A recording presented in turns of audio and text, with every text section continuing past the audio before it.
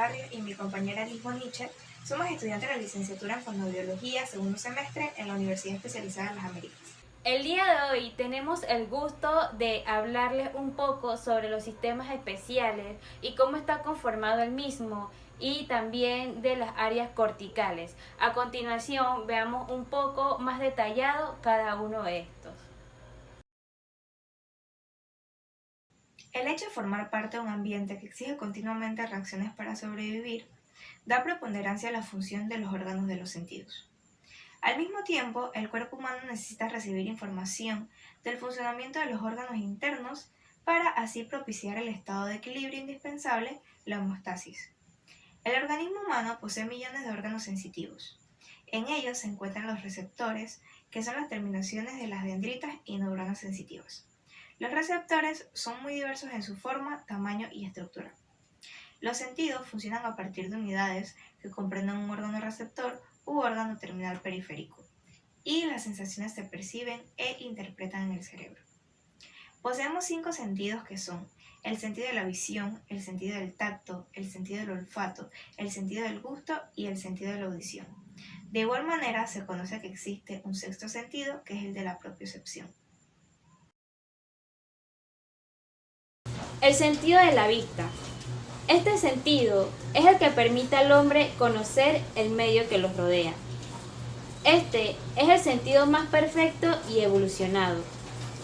La vista tiene un órgano receptor llamado ojo o glóbulo ocular.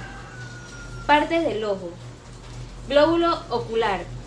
Es un órgano par simétrico y muy simple especializado para percibir la luz. Este tiene 3 túnicas que son: la túnica esclerótica. Es la membrana más externa de color blanco que impide el paso de la luz. Túnica coroide. Es la membrana media del ojo. La parte anterior presenta una perforación en el centro llamada pupila o niña. Túnica de la retina. Es la capa más interna, también llamada túnica nerviosa. Ella actúa como una placa sensible a la luz. Medios transparentes del ojo. Estos medios constituyen el sistema dióptrico del ojo y están formados por el cristalino, el humor acuoso, humor vítreo y la córnea.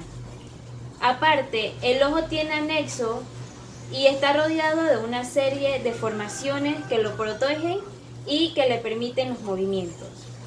Ellos son la ceja, los párpados, la conjuntiva, el aparato lagrimal, los músculos y la cápsula de Tenn. Sistema del tacto. Se emplea el término tegumento para designar el conjunto formado por piel y tejido subcutáneo, pelo, uñas y glándulas sudoríparas. La piel es el órgano de mayor tamaño en nuestra economía. Dentro de sus principales funciones está la de proporcionar protección a las estructuras internas, evitar la evaporación de líquidos corporales, servir como una barrera a la entrada de microorganismos, sintetizar vitamina D y regular la temperatura corporal. Asimismo, posee receptores nerviosos para la sensibilidad, el dolor, la textura, entre otros, lo que permite la interrelación del individuo con el medio ambiente. La piel está constituida por 3 capas que son: la epidermis, es la capa superficial y está formada por el tejido epitelial sin vasos sanguíneos. La dermis está formada por el tejido conjuntivo con vasos sanguíneos y terminaciones nerviosas, que se encarga de la sensibilidad táctil, la percepción de la temperatura y de la presión, y de las sensaciones de dolor. La hipodermis, que es el tejido celular subcutáneo, el cual es un tejido conjuntivo laxo situado inmediatamente y por debajo de la piel. El color de la piel. Los factores que influyen en la coloración de la piel son los pigmentos caróteno y melanina, y la sangre de los capilares.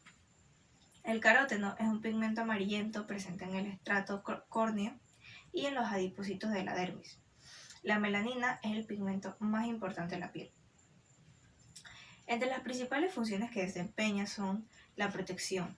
La piel evita la entrada de gérmenes patógenos al ser semipermeable al agua y a las drogas de uso externo.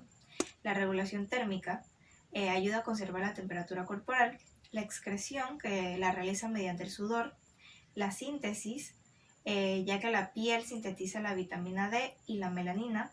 Y la discriminación sensorial, debido a que la piel posee los receptores para el tacto, la presión, el calor, el frío y el dolor, mantienen información al individuo sobre el medio ambiente que lo rodea. El sentido del olfato. Este está ubicado en la parte interna de la nariz, precisamente en la mucosa del epitelio olfatorio. Está formado por células ciliadas ramificadas y conectada a los receptores de las fibras del primer par de los nervios craneales, que atraviesan el hueso esmoide y penetran en el bulbo olfatorio y de ahí son conectadas a la corteza cerebral. La nariz tiene tres partes que son fosas nasales, cornetas nasales y mucosas olfatorias. Se dice que los receptores olfatorios son muy sensibles, por lo que estos son estimulados por olores poco intensos. El sentido del gusto. El gusto reside en la lengua. Este contiene botones gustativos, que son los órganos sensoriales del gusto. El gusto actúa por contacto de sustancias químicas solubles con la lengua. Este sentido depende de la estimulación de los llamados botones gustativos. Estos botones se sitúan preferentemente en la lengua, aunque algunos se encuentran en el paladar.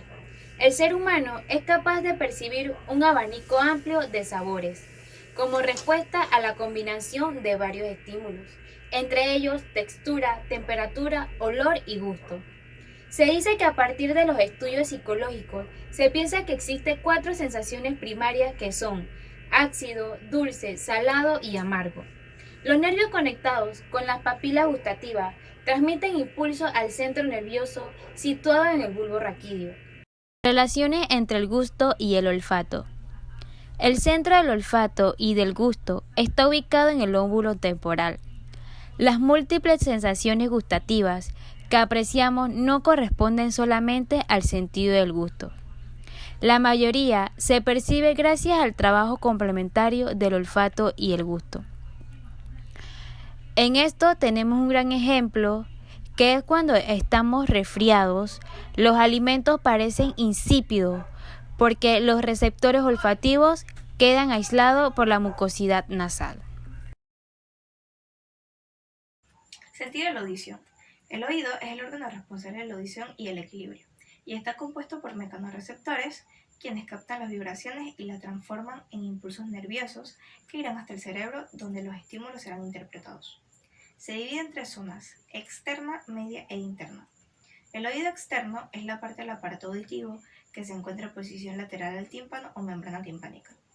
Comprende la oreja o pabellón auricular y el conducto auditivo externo, que mide 3 centímetros de longitud. La oreja es una lámina de cartílago elástico en forma de trompeta cubierta por piel gruesa con relativamente pocos receptores cutáneos. El borde del pabellón se llama hélice, mientras que la parte interior se le denomina lóbulo. Meato acústico externo. Es un tubo de aproximadamente 1.5 centímetros de longitud que se localiza en el hueso temporal, va desde la oreja hasta el tímpano. Contiene glándulas ceruminosas que secretan cerumen que evita la entrada de cuerpos extraños. La membrana timpánica es una tela delgada y semitransparente de tejido conjuntivo, fibroso, situado en el meato acústico interno y el oído medio. Su superficie es cóncava y cubierta de piel, y la interior es convexa, cubierta de mucosa. El oído medio se encuentra situado en la cavidad timpánica llamada caja del tímpano, cuya cara externa está formada por la membrana timpánica o tímpano, que lo separa del oído externo y del oído interno por una lámina muy delgada de hueso que tiene 2 aberturas pequeñas, llamadas ventana vestibular y ventana coclear. Incluye el mecanismo responsable de la conducción de las ondas sonoras hacia el oído interno. Es un conducto estrecho que se extiende unos 15 milímetros en un recorrido vertical y otros 15 en un recorrido horizontal. El oído medio está en comunicación directa con la nariz y la garganta a través de la trompa de Eustaquio, que permite la entrada y la salida de aire del oído medio para equilibrar las diferencias de presión entre este y el exterior. Hay una cadena formada por 3 huesos pequeños y móviles que atraviesa el oído medio. Estos tres huesos reciben los nombres de martillo, yunque y estribo. Los tres conectan acústicamente el tímpano con el oído interno, que contiene un líquido. El oído interno o laberinto. Se encuentra en el interior del hueso temporal que contiene los órganos auditivos y del equilibrio, que están inervados por los filamentos del nervio auditivo. Está separado del oído medio por la ventana oval. El oído interno consiste en una serie de canales membranosos alojados en una parte densa del hueso temporal y está dividido en cóclea, vestíbulo y tres canales semicirculares. Estos tres canales se comunican entre sí y contienen un fluido gelatinoso denominado endolinfa. La cóclea, también se conoce como caracol, es una estructura en forma de tubo enrollado en espiral situada en el oído interno. En su interior se encuentra el órgano de Corti, que es el órgano de la audición. El órgano de Corti es el órgano fundamental de la propiocepción del proceso auditivo en general. Es también nombrado órgano espiral, dado que se encuentra en todo el recorrido del conducto coclear, localizado en el oído interno. Las células ciliadas cocleares tienen la función de transformar señales acústicas físicas a señales acústicas mecánicas cortolinfáticas y de estas a señales electroquímicas dirigidas al área receptor auditiva de la corteza cerebral. Los canales semicirculares. Se denominan canales semicirculares al órgano del oído interno que junto con el sáculo y el utrículo determinan el equilibrio dinámico del cuerpo humano. El laberinto óseo. Está formado por una serie de cavidades en el interior de la porción petrosa del hueso temporal. Puede dividirse en tres áreas denominadas sobre la base de su forma: el vestíbulo, la cóclea y los canales semicirculares.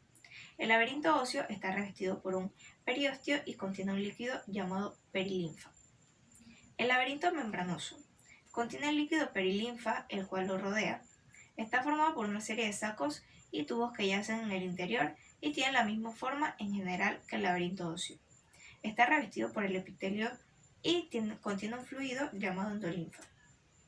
La capacidad auditiva. Las ondas sonoras son cambios en la presión del aire que son transmitidas a una velocidad de 1 km por segundo e impactan sobre la membrana del tímpano, en la cual se produce una vibración. Las ondas sonoras se propagan por tres medios diferentes: gaseoso en el conducto auditivo externo, o sólido en el oído medio, o líquido en el oído interno en la endolinfa del caracol membranoso, donde excitan a las células ciliadas. El equilibrio. Los canales semicirculares y el vestíbulo están relacionados con el sentido del equilibrio. En estos canales hay pelos similares a los del órgano de Corti y detectan los cambios de posición de la cabeza. Es posible que una persona que padezca una enfermedad o un problema en el oído interno no pueda mantenerse de pie con los ojos cerrados sin tambalearse o sin caerse, ya que los ojos y ciertas células sensoriales en la piel y tejidos internos también ayudan a mantener el equilibrio. La propiocepción es el sentido que informa al organismo de la posición de los músculos. La información es transmitida al cerebro a través de los husos musculares localizados en el interior de los músculos. Sin la propiocepción seríamos incapaces de movernos en la oscuridad o de percibir la posición de nuestras extremidades. A diferencia de los otros sentidos, la propiocepción es un sentido de interocepción, por lo que tenemos conciencia del estado interno de nuestro cuerpo. Es el sentido que indica si el cuerpo se está moviendo, así como también de la posición relativa de diversas partes del cuerpo con respecto a otras. Áreas sensoriales o aferentes. Integración y formulación del lenguaje interno. Área auditiva primaria 41 de Brodmann. Localizada en la primera circunvolución de Helsch y con funciones de recepción de estímulo de señal. Área auditiva secundaria 42 y 22 de Brodmann. Reconocimiento de los sonidos. Área auditiva terciaria 21 de Brodmann. Interpretación final de los sonidos en relación directa con el pliegue curvo. Área de asociación sensorial. Circunvolución del pliegue curvo o angular 39 de Brodmann. Esta área está encargada de asociar las imágenes visuales de los objetos y de las letras con las imágenes auditivas de sus nombres, así como las imágenes somestésicas de los objetos con sus correspondientes imágenes visuales, no verbales y verbales e imágenes auditivas de sus nombres. Área de la formulación del lenguaje de Nielsen, 37, 21 y 22 de Brodmann. En ella estarán contenidos los eneagramas de neuronas esenciales para la organización de palabras, frases y oraciones gramaticales correctas. Esta área permite la formulación del lenguaje, la cual integraría un circuito neuronal automático que precisamente sirve para automatizar el lenguaje. Área visual primaria 17 de Brodmann. Funciones receptoras. Área visual secundaria 18 de Brodmann. Reconocimiento de los objetos pero no de los símbolos. Área visual terciaria 19 de Brodmann. Interpretación final de los objetos y evocación visual. Áreas motoras o eferentes. Está dividida en 4 áreas que son: área motora primaria. Es el área 4 de Brodmann, en representación motora de los diferentes segmentos del cuerpo. Los órganos fonadores están representados en la parte baja, los miembros superiores en la parte media y los miembros inferiores en la parte alta. Las neuronas de esta área son puramente motoras. Área cinética premotora. Es el área 17 de Brodmann. Esta también incluye el área 6 de Brodmann y la corteza arcuata. Tiene funciones cognitivas y motoras. Su función es controlar los movimientos oculares. Opérculo frontal. Este incluye 3 partes que son pars opercularis, que es el área 44, pars triangularis es el área 45 y pars orbitalis es el área 47 de la circunvolución frontal inferior. Área prefrontal o asociativa frontal. Este es el área 10, 24, 32 y 46 de Brodmann. Esta área incluye los procesos mentales de control funcional en la elaboración y producción del lenguaje. También está involucrada con las áreas subcorticales, como son los núcleos dorsolomedial ventral anterior y el complejo nuclear suprageniculado en el tálamo. Área funcional de la corteza cerebral. Corteza prefrontal. Es la zona más extensa y más desconocida. Áreas prefrontales 9 a 12 de Brodmann. Zona donde asienta la capacidad de generación de ideas abstractas, juicios, sentimientos, emociones y personalidad. Una lesión en esta área produce una pérdida de iniciativa y del juicio, junto con una alteración en las emociones. Área 46 y 47 de Brodmann. Forman la porción dorsolateral que recibe y proyecta conexiones con las regiones de asociación sensorial en los lóbulos parietal, temporal y occipital, conectando finalmente con la región prefrontal. Área orbitaria, 13 y 14 de Brodmann. Conectada con las estructuras límbicas y área 24 del cíngulo, sirve de estación intermedia con el córtex prefrontal. Su lesión puede conducir a alteraciones afectivas, también pérdidas de comportamientos inhibitorios sociales, así también como alteraciones en el comportamiento sexual. Corteza frontal premotora. Es una zona extensa de transición entre las áreas anteriores, donde se diseña qué hacer y las motoras que lo ejecutan. Se puede diferenciar a su vez varias regiones. Las áreas 6 y parte de la 8 de Brodmann. Su función es almacenar programas de comportamiento motor de acuerdo a anteriores experiencias, para así acabar organizando la actividad final de la zona motora primaria. Zona de los movimientos conjugados de los ojos. En la unión de las áreas 6, 8 y 9 hay una pequeña zona cuya estimulación provoca movimientos conjugados de los ojos hacia el lado contrario. Áreas 44 y 45 de Brodmann. Es una zona de coordinación de movimientos de la zona de la cara, laringe, faringe y respiratorios. Su lesión produce una imposibilidad de decir las palabras que se desean. Corteza frontal motora. Es el área motora primaria, correspondiente con el área 4 de Brodmann. En esta región se localizan las neuronas piramidales, que van a iniciar la vía piramidal, que lleva las órdenes de los movimientos voluntarios hacia las neuronas localizadas en la médula espinal. Es la parte final efectora de los movimientos que se desean realizar. Es la zona funcional más fácil de localizar en las pruebas funcionales. Corteza parietal o sensorial. En el lóbulo parietal hay varias zonas funcionales. todas ellas dedicadas a recibir información sensitiva que son área sensitiva primaria. La última de ellas, en la cadena receptora, se corresponde con la área 1, 2 y 3 de Brodmann, que forman el giro postrolándico y constituyen en la zona sensitiva primaria. Esta área presenta una distribución somatotópica similar al área motora primaria prerolándico, y la zona de la laringe, faringe y perineo tienen una representación bilateral. Área sensitiva secundaria. Tiene representación bilateral de la mayor parte del cuerpo e integra sensibilidad táctil, posicional y dolorosa. Área de asociación sensitiva. Su función es recibir e integrar modalidades sensitivas comparándolas con la experiencia previa. Esta corresponde con las áreas 5 y 7 de Brodmann.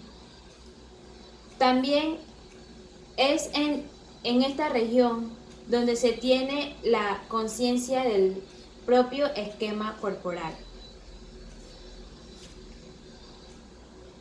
Área de asociación sensorial. Su función es integrar e interrelacionar la información sensitiva, auditiva y visual. Corresponde con las áreas 40 y 41 de Brodmann, situada en los giros angular. En el hemisferio no dominante, colabora en la función de reconocimiento tridimensional y esquema corporal, y en el hemisferio dominante forma parte de la área de Wernicke, área de la integración del lenguaje. Corteza occipital o visual. Tiene dos zonas bien diferenciadas que son corteza visual primaria. Es un área de proyección primaria donde termina la vía óptica, que corresponde con el área 17 de Brodmann y está situada alrededor de la cisura calcarina.